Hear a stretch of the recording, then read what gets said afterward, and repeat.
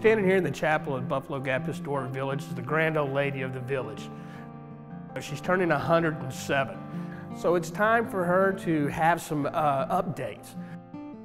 The chapel is a vernacular structure, which means it is a representation of the community and what they created together.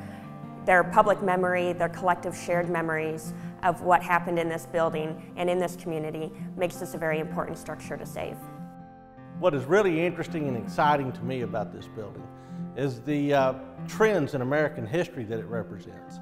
For instance, the Second Great Awakening, that sort of burst of evangelism and religious fervor that happens in the mid-19th century, really changes the way Americans think about themselves and their mission to settle the frontier. When people came to the frontier, they looked to their God for protection. And that story is the story that we're able to tell here. When people enter the chapel, they're able to experience the surroundings, the environment. They can touch the artifacts, smell the smells, hear the sounds of what the people who came before them experienced. The windows that you see here next to me, the eyes of her soul, need to be refitted so that they protect her inside glory. You can see the stained glass window behind me. It's time to have that re-leaded.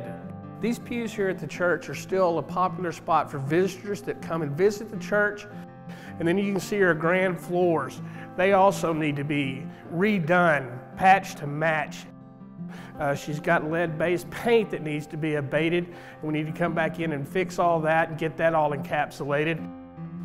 People can learn about history by watching documentaries or reading books or magazines, but until you actually immerse yourself into the story by entering into a building and feeling the history around you, you don't fully understand what it was like to go through the same struggles as those community members. And so having a museum piece like this church that is really an important structure from this frontier evangelical tradition is really important.